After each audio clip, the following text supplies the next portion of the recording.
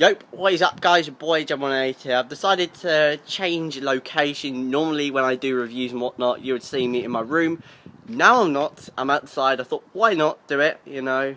I know a lot of people might say, oh, it's a cloudy day, why do it now? But it's just because, you know, I just feel like I want to do something like this. I hope you guys like this. If you want more of this, click like and I may do more of this. So yeah, without further ado, let's do the review for the 2014 Singapore Grand Prix. So, like I said, before I start, I'm not going to talk about practice because nothing much really happened in practice, and also I want to really move on to the juicy parts that you really want to hear, which is qualifying and the race itself. So we'll do just that. So for qualifying, it was pretty I would say pretty juicy. Q1, Rosberg had a bit of a mistake. He ran off the track, had to reverse and continue on his way. And after that, nothing much. After that, nothing much really went wrong for Rosberg. And then in the end, the usual suspects, which would be the Saubers and the Caterhams and the Marussias, were out. I think it was Sutil that was out in Q1 with the usual suspects as well. So unlucky for him there. And then into Q2, nothing much I can really remember happened, to be honest. Jensen was out, unlucky for him. He was P11. And then into Q3, we saw a pretty juicy fight between the Ferrari and Fernando Alonso. Raikkonen, by the way, had a problem, so he didn't contend for pole position, which was unlucky for him. And the Mercedes as well, Hamilton and Rosberg, trying to battle for pole position, as well as the Red Bulls as well. So we had a pretty epic fight on our hands. And it started with Massa being on top for the first part of that little shootout in Q3. But then in the end, it was the Mercedes of Lewis Hamilton blitzing his teammate Nico Rosberg by 7/1000 of a second. That's pretty small in terms of the gap, you know. I mean, just by a nose. That's how much Lewis beat Rosberg by a nose. That was unbelievable by Hamilton there, especially with a car that he was kind of struggling with in qualifying. So yeah, good on him for getting pole position. Good on Ricciardo as well for getting third place. Good job by him. I believe Vettel was fourth. Yeah, good job by Sebastian, and Fernando in fifth there. So yeah, that was the top five. And now into the race. We saw before the start of the race that Nico Rosberg had a little bit of a problem. He had some little like steering wheel glitch, I would say, which as the drivers went on to their warm-up lap, he failed to move, meaning he would have to start on pit lane, which was an absolute shame for the German. And yeah, as a result, like I said, he had to start from the pit lane.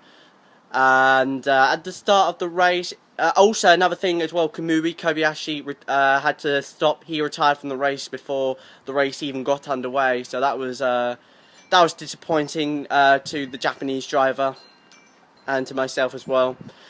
And then at the start of the race, it was a good start by Lewis Hamilton. The two Red Bulls were fighting half the second place, but as they were doing that, Fernando Alonso tried to get ahead of the two Red Bulls by under brake, like trying to pass them under the brakes going into turn one, which didn't work. He went into the runoff area, continued to go into the second corner at full speed, meaning that he took second place. And as a result, Alonso, I believe, was told to give up. I think Alonso gave up second to Vettel because of that. So yeah, that was that. And Alonso didn't give up the place to Ricciardo, surprisingly, because Alonso did go off the track and overtake both Red Bulls, so I'd imagine Alonso to let both the Red Bulls pass, but he didn't. So there was a steward's investigation on him, which then was put to rest as the stewards put no further investigation, no further action onto his little mistake, onto his little trip there. I mean, and then after 10 laps, Nico was really struggling. He had some little like gearbox problem. Apparently, more specifically, when he was upshifting from 3rd to 5th, when he was upshifting, he would upshift from 3rd to 5th rather than 3rd to 4th to 5th. So it was apparent that he had a gearbox problem, and then by his first pit stop, he had to retire, which was absolutely unfortunate for Nico Rosberg, especially in his fight for the World Championship. So yeah, unlucky for Nico Rosberg there. And later on, we saw some good battles further down the field. A lot of drivers battling hard against each other. I can't really specify who they were because I can't really, to be honest, I can't really remember the mid part of the race. To be honest, you know, it was from my experiences, I felt there was no action going on. So I'll move on from that. And there was a big thing that happened around lap 30, and that was the Force India of Sergio Perez. He basically got hit into the wall by Adrian Sutil, and as a result, Perez took off a large amount of debris on the track as a result of his front wing being broken off by, like I said, Adrian Sutil's little push into the wall there, and as a result, that brought out the safety car. And Fernando Alonso pitted for soft tyres, meaning that he would go to the end of the race with those tyres. Same for Vettel and Ricciardo. They did the exact same thing to stay out to the end of the race, and as a result, that left a big almighty challenge for Lewis Hamilton, and that was to pull a 28 second lap lead over the rest of the field to keep his lead, which he did almost successfully, but as he came out right behind Sebastian Vettel and almost lost out to Daniel Ricciardo there. So yeah, all Lewis had to do now was overtake Vettel, which he did to perfection. Overtook Sebastian Vettel on the inside, going down to, I believe it was turn 4, I think turn 4, I'm not quite sure, correct me if I'm wrong. And yeah, Lewis took the lead of the race, and it was all she wrote from there. Lewis at the end took the race victory for Mercedes. It was a beautiful win, and Sebastian Vettel coming in second. Good drive from him, especially as he had to do something that he really didn't want to do, which was to go to the end of the race on the prime tyres. Ricciardo coming home in third, good job by him, and Alonso in fourth, good job by him as well.